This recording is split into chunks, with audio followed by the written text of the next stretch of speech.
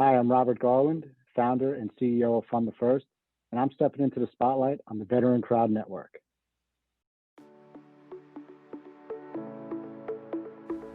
You're listening to Spotlight, the podcast that fosters connections with veterans and military spouses. Here's your host, Bob Louthan.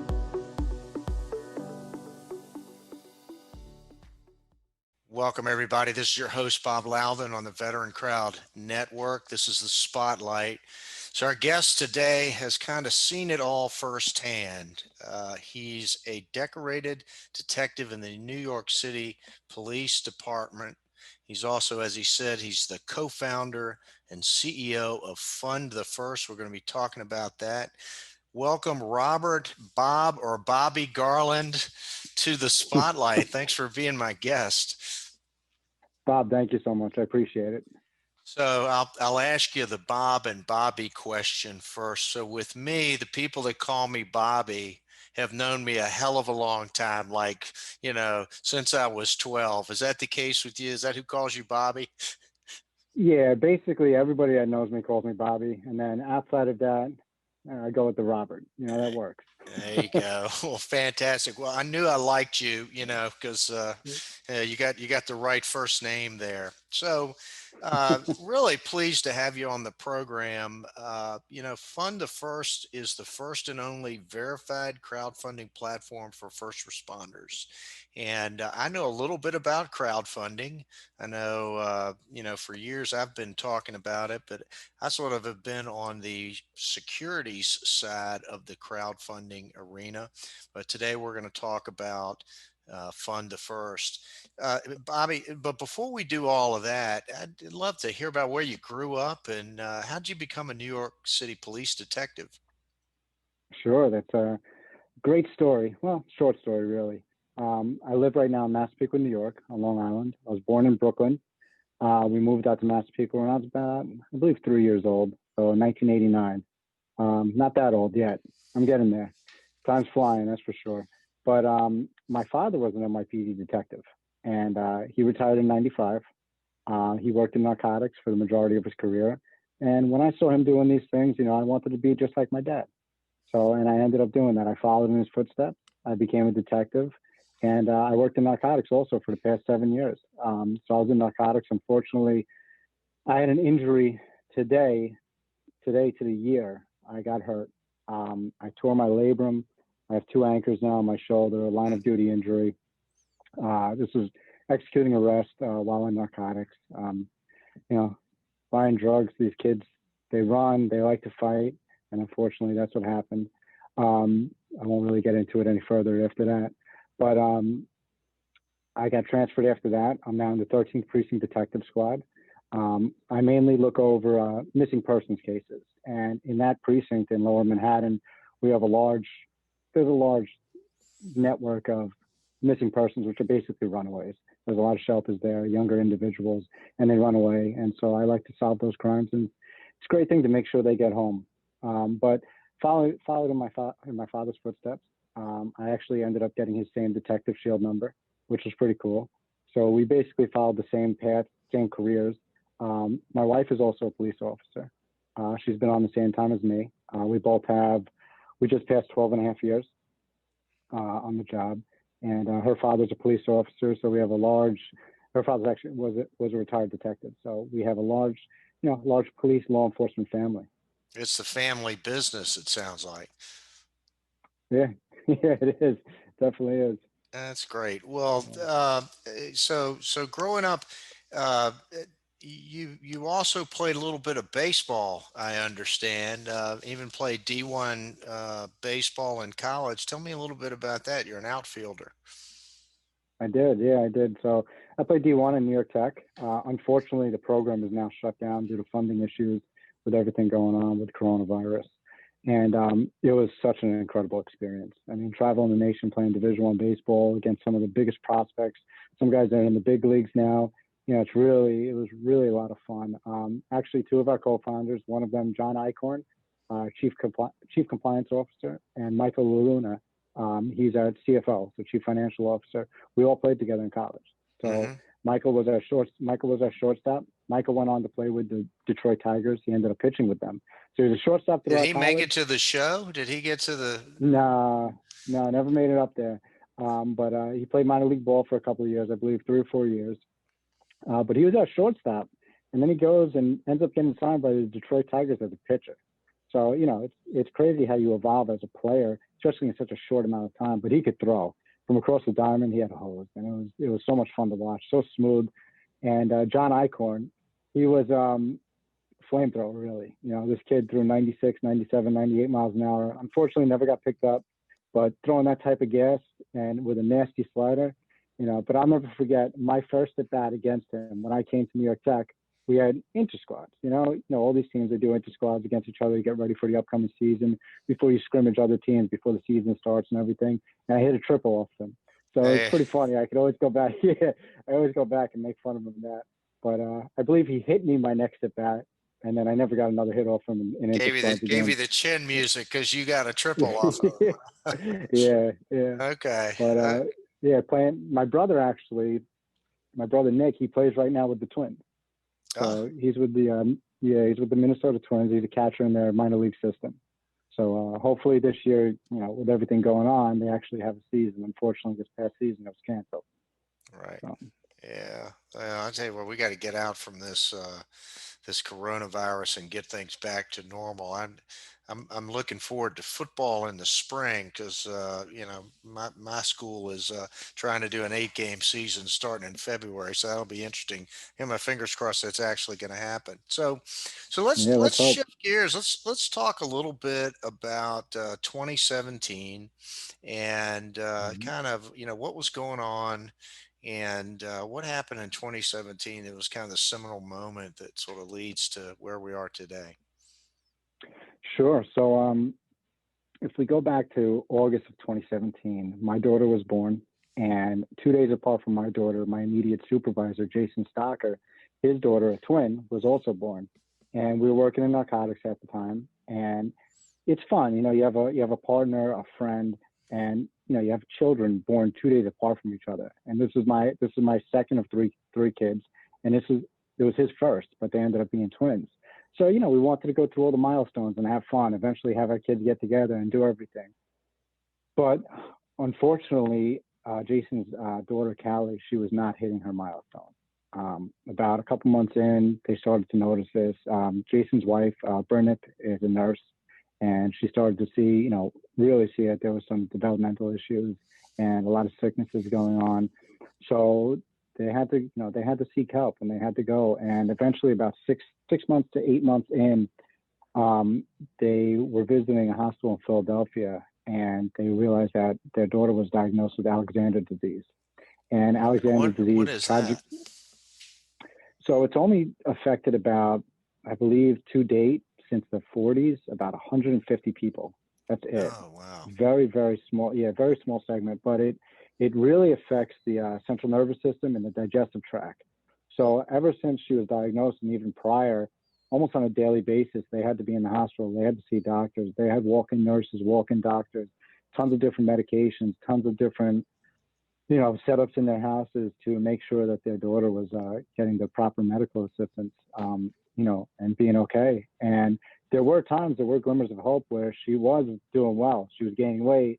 You noticed an improvement in her attitude and everything. But unfortunately, as time went on, and tragically into this past February, she passed away. She passed away from her illnesses, and it was really sad to see and really hard to see that. But it takes us back to Fund the First. And when I saw him going through this, they were really in a tough medical and financial hardship, and they needed that support, that assistance. And I mentioned to him, I said, Jason, let's get you on GoFundMe. Let's go on GoFundMe or one of these other crowdfunding platforms, Fundly, or whatever it is out there. And he didn't want to do it. He was very hesitant to do it. And he said, I don't want to go on one of these things because I don't want to put my name out there. I don't want to put my daughter's face out there. I don't want someone stealing her identity, saying it's their hardship that they're going through. And, I related to that right away because of my kid. But he said, you're a detective. Why don't you look into this? Why don't you see what's out there? And sure enough, I did. And the businessman in me started to kick in. And when I really dove down and looked into the crowdfunding space, I noticed that there's a really serious issue where there's no real vetting or verification process. Anybody can go onto one of these platforms and just say, I'm Jim Smith. I was shot in the line of duty. I need money. And you start sharing it, all of a sudden it's all over cyberspace and money starts flowing in. But meanwhile, is that really true? Is that really true? And a perfect example is actually Detective Joseph Seals. December of last year, he was killed in the line of duty, tragically killed in the line of duty, five children. He was working in New Jersey. And you run his name, there's I believe now six. Did I lose you for a second? Keep going. I hope I didn't lose. Yeah. Okay. Someone tried to call me, I'm sorry. There were 6 active campaigns in his name. And when you check these names, everybody says that they're donating money to him. But how are they doing that? How are they finding out where his address is? How are they finding out that this is him? So it was really tough to see this and recognize this. So we wanted to develop something. And were people not only that, were people literally taking advantage of the situation and diverting the funds away and basically stealing them from the donors? so we don't know. That's the thing. There's no way of really verifying that. Unless you really do a deep dive and investigate everything. However, one of the unions did come out on Twitter and say all of these campaigns are not approved. They're scams. Do not donate to them. Mm-hmm. That was a major issue. So that was why we were already developing what we were doing, and we recognized prior what we were doing. But when we saw this, that was a major case. And, unfortunately, I call them cases, but that was a major campaign that was out there. And when you see that happening, you want to make sure that someone's getting on there and they're donating money to an actual verified and trusted source. So what we put together is just that. At Fund the First, we're fully verified, fully vetted. We have a fully trusted team, fully trusted platform, and we allow for people to donate, and they know that the money is actually going to a verified source. And the way we do that is with IDMe. And I'm sure you've heard of IDMe, and Mm-hmm. for everybody watching this, IDMe is a verification processor. And they're actually, I believe they're the nation's largest right now. And what they do, mainly people use them, first responders, military, I believe teachers can use them also, nurses. They verify and they get discounts, all different types of discounts. But they are partnered with the DMV, I believe in California and a couple other places. They're partnered with the IRS. So they verify things. And we took them, and they haven't used their program for anything like what we're doing right now. And we gave them basically a new use case. Mm-hmm. Now we're using their technology and their platform. We built their API into our platform. So now every single beneficiary of a campaign must be verified through IDMe. And it all happens seamlessly right through our platform. And that builds the trust. That's so that when a donor comes to the website, they see verify with IDMe, they see the beneficiary's name, they know that beneficiary can only be there if they were fully verified, which is great. Now there are certain instances, unfortunately in a line of duty death or an off-duty death, we'll verify the next of kin, and that's who will be the beneficiary. So we manually do that, and we have a whole process for that. You, gosh, a couple of paths we need to go down here. So I know Blake Hall, who's the CEO of IDMe, and know a lot about, how they sort of started out, Army veterans, I guess, and had a company called Troop Swap, and it sort of has evolved. They have outstanding technology for verifying, a person's claims to a particular status. They're tied in, like you say, to companies like USAA. So if you want to, one of the ways you can prove your veteran status is to give them your USAA number, right? And so they've done some really unique stuff in that regard. I want to go back. It's something that you said really struck me. I mean, it's really terrible, but there's some really ugly people out there. They would see a situation and duplicate this effort to divert the funds. So companies like GoFundMe and Kickstarter and some of these others are not necessarily vetting. I mean, is it a buyer beware situation with those platforms? So I don't really want to say that they're not doing something, for obvious reasons, but there's no true vetting or verification process on the donation-based industry of crowdfunding. Right. It's just not there. We haven't come to see it at all. And, a lot of these platforms, they will say verified campaign, but how are they verifying? What are they doing? We're verifying through a trusted network. And Blake Hall, back to Blake Hall, he's an incredible human being. He really is. I love talking to him.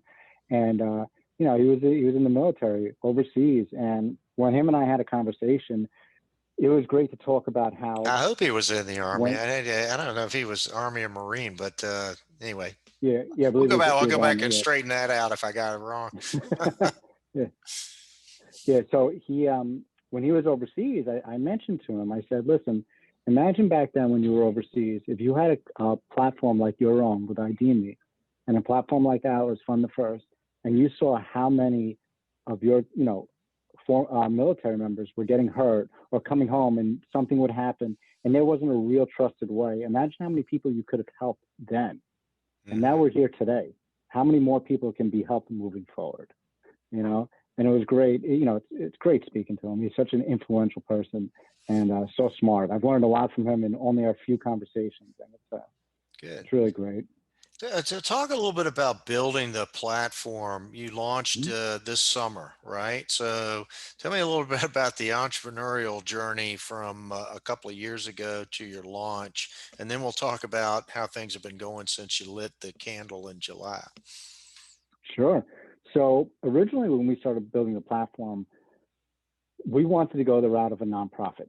And as you're aware with nonprofits, you need to raise money for a whole cause, right? Suicide awareness, line of duty deaths, whatever it may be. You can't really do nonprofits where you're raising money for an individual, right? So when we went that route, they denied us.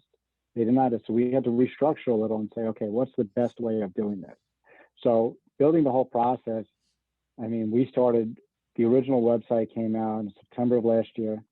And then it evolved every month and evolved and evolved and evolved. And our scope of work was, probably 50 or 60 pages long, just to get everything, between our back end, the front end, to make sure everything's squared away, our Slack integration. We have a lot of stuff going on, verification process that we have internally to make sure that all the campaigns are vetted. But it's truly a process to watch.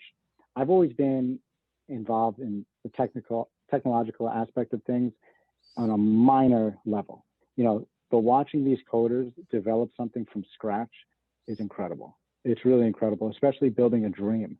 So we're telling them exactly what we want developed, and then to see them actually put it to paper, type it out, put all the coding in, it's great. Our website is not on WordPress, it's completely custom built, custom integrations. And it's great to have something that's so streamlined and so fast and so smooth. So the process, it took a while. The platform, we finally got our scope of work solidified, I want to say around January of last year. And then between May 1st and June 1st, or June 30th, basically, we were testing left and right. We had everything up and running. And I was going up to because I'm in law enforcement, every single cop that I saw, hey, you want to test out a website? You want to test this out? You want to verify yourself? Like, why? Why do I have to verify? Because they thought I was trying to steal try to steal some type of information. Because most cops, they're skeptical of things. So I said, listen, I'm building a trusted platform for crowdfunding. And they go, crowdfunding, what's that? Because most people, they don't pay attention to everything. They hear fundraising, especially GoFundMe. They hear about fundraising. So when you explain it, they say, oh, wow, this is really cool. Sure, I'll test it out. So I had over 400 people test out this platform before we went live. And it was great. We worked out all the little nooks, and now it's nice and smooth, and it's really great. So I'm a little confused on my dates then. So you said something about September of last year, but it seems like you had a real big launch this summer. Am I wrong about that? Yep. No, you're perfectly right. So September of last year is when we launched just a basic website, informational website, homepage. This is what we plan on doing. Okay, but now come to July of this past year is when we officially launched the platform, the actual donation-based industry of this side of things. And July 22nd is when we launched. And oh man, we've been on fire. It's really been great. Well, let's talk a little bit about that. You have made the circuit, talking on the TV shows. You've been in the Washington Post, been on Fox. You've been on One America News. You've been on a number of them, and now you've arrived at the spotlight. Here you are. I mean, this is just Yep. you reached the pinnacle. Here you are, right? So, but Yeah. but tell us about it. You really do have a lot going on. You've raised a lot of money. You've got a lot of campaigns. hmm So since July 22nd, we had an immediate spotlight on Fox and Friends, and that launched us. Having 2 million viewers off the bat upon launch, it was great. And Brian Kilmeade did an excellent job with that to be able to, bring us onto the show and show the nation what we're doing. So since then, we're now, I believe, at about 75 campaigns on the platform, and we've surpassed $400,000 raised through those 75 campaigns. So it's great. I mean, on average, every campaign raises, if you do the math, about $5,000. But some of these campaigns, we have a campaign for NYPD police officer Mike Giraldi. It raised $85,000. We have tons of campaigns that have raised over $20,000, $15,000, $10,000. We have today, go back to the verification, what I was talking earlier about with Detective Joseph Steele. Today, our chief compliance officer flew from Florida to Mississippi to meet with Lieutenant Troy Morris's wife and the Mississippi State Troopers Association to present a check from that campaign. Now, if you've heard about Lieutenant Troy Morris, he was murdered off duty. He was working a second job and just senselessly murdered. It was horrible.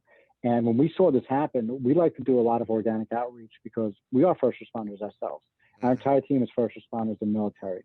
And we like to do this outreach to let them know that we're there for them to provide a trusted network. So I immediately reached out to the Troopers Association when I saw this happen. And I said, listen, the last thing we want to see is someone in Washington State, cross country, at the most northern tip, start a campaign for your hardship. That's the last thing we want to see. How is that money getting to Miss Morris? There's no way of telling that. There's no way. People will pry off tragedy, and it's disgusting. It really is disgusting, and I hate seeing that. And that's why we developed this network. And that was the selling point to them. I was like, right away, they said, let's do this. Let's get this campaign up and running. I talked to Mrs. Morris about it. She was in complete approval with it.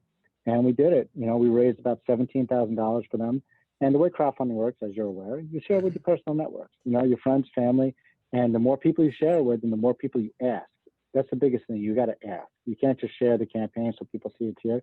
You got to say, please donate, please share, whatever it may be.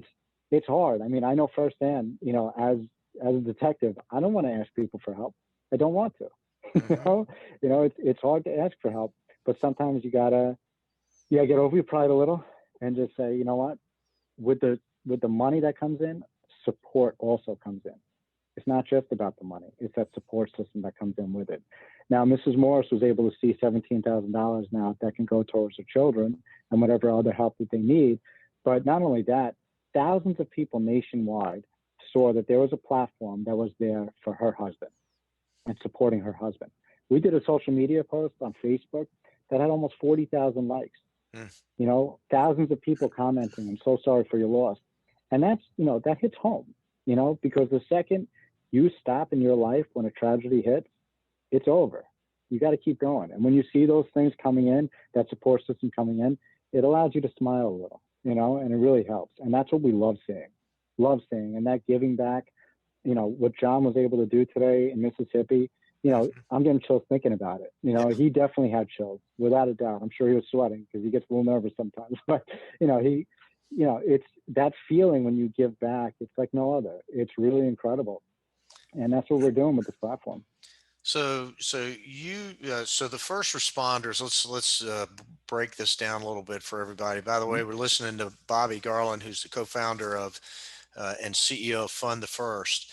Let's talk a little bit about who this covers. So you've got firefighters, policemen, medical personnel, military. Who's eligible? Well, I guess is the list. Did I miss any? Sure. So we have the entire law enforcement field. So law enforcement, that includes FBI, Secret Service, park ranger, whatever it may be, all of law enforcement, all of corrections is covered. They could all verify as well. All firefighters, EMTs, EMS, the entire medical field, nurses, doctors, all branches of the military. Everyone in the military can verify. And dispatchers. Dispatchers, a lot of people, sometimes people don't consider, dispatcher or first responder, but guess what? They're my line of help immediately. Immediately. Right. They're the ones that are telling us what's going on, and they're helping communicate to the other people that could get to us when we're in need. So they're a first responder. No ifs, ands, or buts about it. And so we've had a summer of turmoil here, but particularly for the police and first responders. We've had a whole year of turmoil for the medical community with the COVID environment. Are there some problems that are peculiar right now to the first responder community? I mean, we hear about PTSD, we hear about suicide for veterans and that sort of thing. Are there similar trends and statistics in the first responder community that you're dealing with? I don't want to jump into those numbers, to be honest, because I don't analyze them directly. And excuse my dogs, I'm so sorry. But it has been a tough ride for suicides, especially in law enforcement. I could speak on law enforcement with that. With suicides, a lot of people do face those. Listen, the whole thing with COVID and everything that all these officers, first responders, medical, firefighters, everybody, it's hard. It's very stressful. It's very stressful, but you got to be able to talk to somebody about it. That's the biggest thing. Biggest thing is being able to talk to somebody about it. If you're stressed out, find somebody to talk to. It's not hard. But then it goes back to, again, being a little caught up and being stubborn about things as a first responder. You don't want to ask for help. You don't want to ask for help, but that's when it weighs on. But in regards to statistics, I haven't really necessarily personally broken them down. So the tendency in the military is to kind of keep a stiff upper lip and not talk about these things and kind of keep them to yourself. And so you see that you recognize that same tendency, I guess, with the first responders. You alluded to it with your friend not wanting to be the one to ask, right? Let's talk a little bit more about overcoming that, helping my friends, if you will. And if it's me helping you, you have a problem, and I want to do a campaign on Fund the First. How do I go about taking care of my battle buddy or my partner or one of my coworkers? Sure, that's a great question. So the way our platform works is anybody can host a campaign. So anybody come to Fund the First when you reach the website. And if you want, I could share it if you want me to share the screen. But if you go to the homepage, you'll see Start a Fund the First, and anybody could do that. And you could start a campaign for yourself, for someone else, or for a nonprofit or an organization, as long as it's first responder based or something to do with first responders. It doesn't have to be a first responder based business, but if they're doing something for first responders, might as well let it happen, right?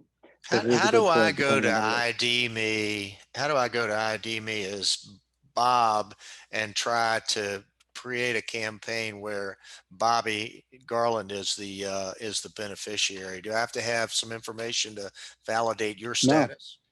I don't. Nope, okay. None of that. So here's the great thing. You would come to the platform and you would start this campaign by clicking for someone else.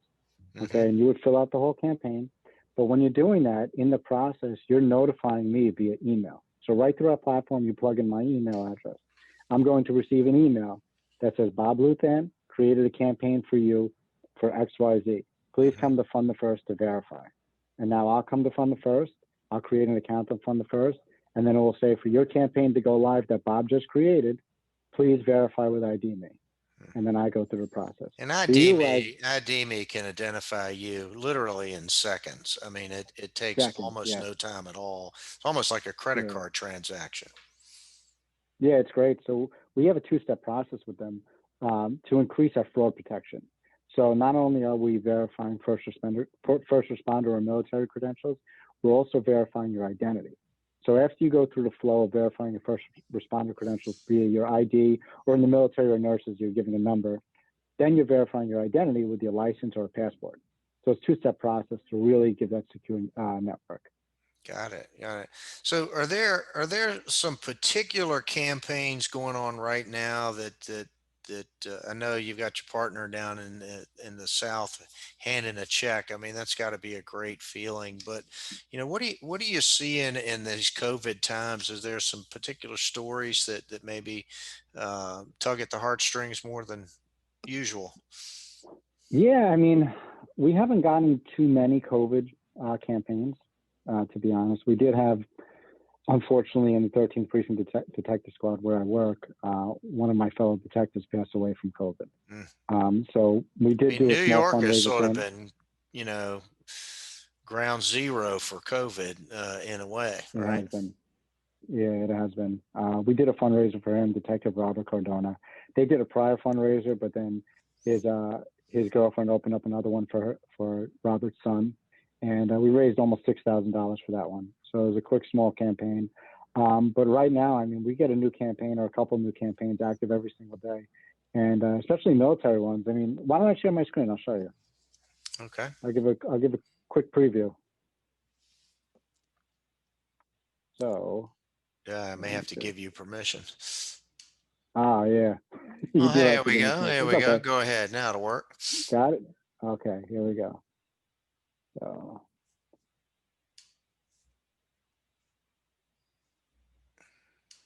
okay, I should be sharing my screen now. Okay. Now, so here's the There we go. website. Perfect. Okay, so we have Fund the First. So as we were speaking about before, if you click Start a Fund the First, that will bring you through the whole flow of doing everything. So, but pretty interesting, if you scroll down, you could browse by service.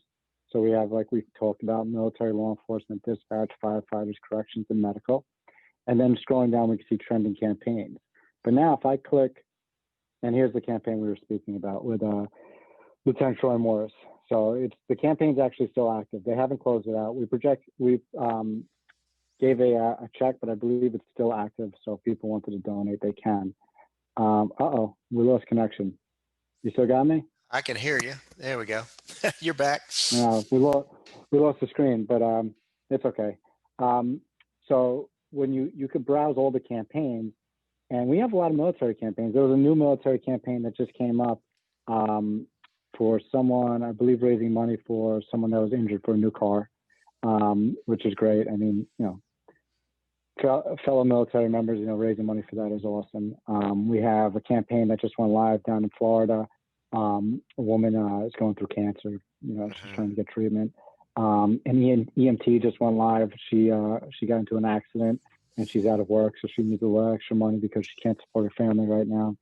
There's a lot of cancer cases. Unfortunately, there's a lot of cancer cases and deaths. But it's not only about that with that platform. It's not just about the illnesses, the surgeries, the deaths. There are instances of a catastrophic loss. I mean, listen, last October, my oil tank exploded in my backyard. It was horrible. It's horrible. Luckily, my insurance finally came around and covered it, but I came out of pocket for $22,000 to fix all that. My goodness. It was an absolute mess. But that's something that you could have used from the first for. Right. Let's say if insurance didn't cover it. But now there's other instances where, I mean, you know about the equity side of things with crowdfunding. Sure. We don't provide equity. However, we do provide a platform where if you're a new business, and you hear about first responders all the time. I'm starting a t-shirt business. I'm starting whatever it may be. So you can basically do pre-sales. So they're not buying equity in the business, but we used to call it, I guess, rewards-based crowdfunding might be a terminology for it. So if you're starting a t-shirt company, you get 3 t-shirts by sending in $100, and helping to get the thing off the ground, right?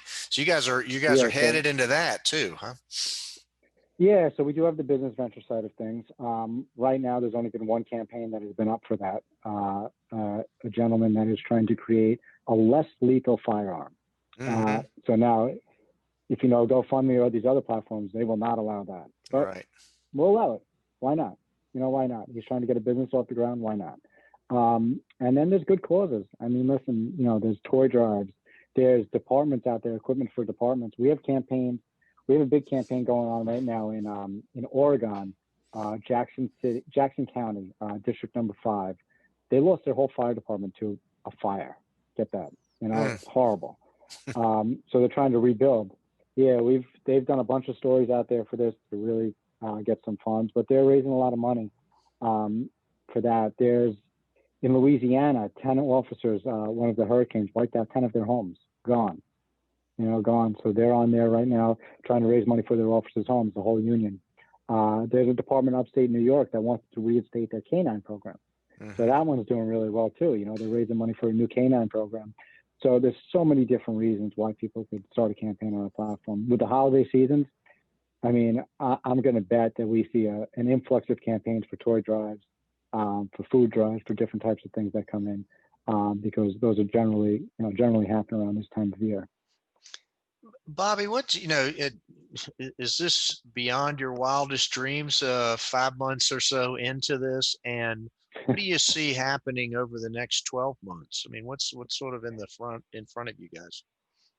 Yeah, so it really, that's a really good point. It is. I like to be an optimist, so I did envision this being very, very good. However, where it's at today, I didn't expect it to happen this fast. I expected us to be where we are right now, a year in. So we're way ahead of pace. But a year from now, listen, we want to be a household name. We want Fund the First to be a household name. We have a commercial that's out right now in Nassau County on Long Island. So if you live in South Nassau County on Long Island, you'll see this if you're watching Fox News. It's a quick 28-second commercial that explains about Fund the First. I've gotten countless text messages. Oh, I saw your commercial. I'm in physical therapy. I go to physical therapy, and I always wear something that says Fund the First. And randomly, the first day that it aired, when I was at physical therapy, the next day, I had 8 different people, never spoken to them in there before, come up to me. I saw your commercial. They just figured that it's my commercial because of my clothing, and it was great. So I gave a little talk about it to each one of them, and it's a great thing to hear that. And the way we're excelling right now it's really incredible. But it all goes back to our team, and I didn't get a chance to really talk about our team at the beginning, but we have such an incredible team. Well, tell us about your co-founders. We touched on a little bit about their baseball prowess, but they actually have some skills, that they have after baseball. Yeah, absolutely. So our co-founders, there's 5 of us, and right, 5, yeah. So it's myself, and I gave a ton of background about myself. But John Eichhorn, John's our Chief Compliance Officer. He deals with all of our policies, everything with our legal side of things, all of our partnerships, endorsements. And John is also an active police officer down in Florida, New Smyrna Beach. So John is heavily involved in those fronts of things. There is Michael LaLuna. Michael's our Chief Financial Officer. And listen, if it wasn't for him understanding all the projections and all the numbers behind the scenes of things, and us being able to compute, what types of things to do, we wouldn't be in the situation we are today. That's for sure. So his smarts really bringing a lot of business skills, to the team. Kevin Darcy. Kevin's our Chief Marketing Officer, and he also does tons of outreach every single day. Helps out with all of our social media, and he's also involved with all the endorsements. And he's an NYPD lieutenant. He's got 15 years on the job with the NYPD.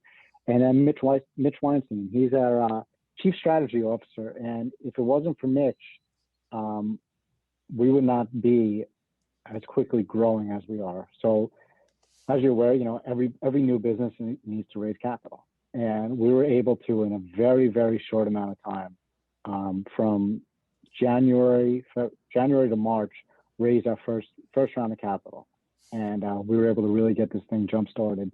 So, being able to push out a lot of paid ads, being able to do a lot of paid media and stuff like that, having employees being able to help us out.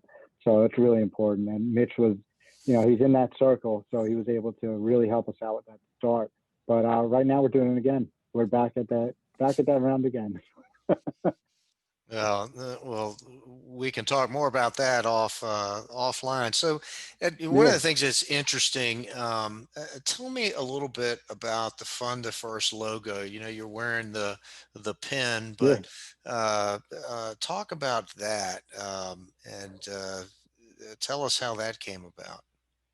So that's funny. I should share my screen right now because I coach, I'm actually, on the board with the Little League in my town in Massapequa. And I coach my older guy. He's the only one that's eligible to play right now. And we have a great group of parents. And I remember one of the parents mentioning that she does digital graphics. And this was before we had a website development team that did all of our, our artwork and everything. And I said to her, I said, you want to design our logo? And she said, I'll try, I'll see. And she put together, maybe 60 different logos. And then this one came, and it's the 2Fs. And it's perfect. It really is perfect. It's 2Fs combined, and it looks like a shield. Looks like the badge, the entire business. Yep. It portrays it right away. And, she texted me earlier. She goes, when am I getting my money? Because she saw the commercial. She goes, when am I getting paid for this? So it's funny to see that. But, it's great. The logo it's good. And we hope this to be an iconic logo one day. We have another logo for Fund the First. It's a 1F. So I'm sure you saw it on the website. But that's part of the Fallen First Reserve. And the Fallen First Reserve is actually a nonprofit that we're building attached to Fund the First. And the purpose of that is for educational purposes and funding purposes for families of line of duty deaths. And unfortunately, it happens on average about 300 times a year. And this year, if you look at the numbers, it's happening more because of the coronavirus. But we want to be able to educate those families and provide a financial assistance to those families immediately upon a death. So with that, the Fallen First Reserve is actually a running campaign to raise money, but it's turning into a nonprofit. We're going through the process with the IRS right now with that. And go ahead, you have a question? Well, I'm just curious, in the military, we have Blue Star families and Gold Star families, right? And so it makes perfect sense that first responders would have a similar organization, but you're saying that maybe one doesn't really exist? No, they does. There's plenty. Okay. For this, there's plenty, but the uniqueness in ours is when there is, unfortunately, when there is a line of duty death, we will present a $5,000 check. Okay. That is our goal with this. Immediately present a $5,000 check. Now, when we present that check to one of these families, we say we're from Fund the First also. If you want to do an additional fundraiser on Fund the First to raise more money, you're more than welcome to. Got it. So it's an additional, they'll complement each other. We're partners. Fund the First and Fallen First Reserve are partners with each other in that front. So it definitely really helps. So you're looking at the nonprofit, you're starting to raise or find sponsors for that, and then you've got the business itself, which is just growing at leaps and bounds. Is this going to become a full-time gig for you, or are you going to stay as a police detective, or is it going to outgrow your ability to do this on nights and weekends? Oh man, well listen, the second it'd be nice to think it would, right? Yeah. Yeah, when I turn it off with the NYPD, that's what I'm doing the rest of the day. The rest of the day, that's what I'm doing, and it's great. Being able to give back and do this kind of thing is great. But I would love to, eventually do this full time. This is something that I want to be my job full time, even though I call it a full time job right now. But it's definitely something that is needed full time, and I look forward to being there one day. You're definitely chasing your passion with this, right? Oh, absolutely. It's charging your batteries when you're working on it. It's not draining them, I'll bet. Oh yeah, absolutely. That's fantastic. Well, we've been talking with Bobby Garland. He's the co-founder and CEO of Fund the First. Just a really fantastic story, Bobby. Thank you for being a guest and for stepping into the spotlight. Excellent. Thank you so much for having me, Bob. I appreciate it. Hey, you've been listening to the Spotlight on the Veteran Crowd Network. We taking a little bit of a hiatus this time of year. We normally publish on Tuesdays and Fridays, but going into the Thanksgiving holiday and Christmas time, my interns are taking a little bit of a break. So we'll be doing these a little bit less frequently, but still coming to you, and then looking forward to a big start in 2021. Thanks again to Bobby Garland for being our guest today. Bravo Zulu to you, and that's a wrap.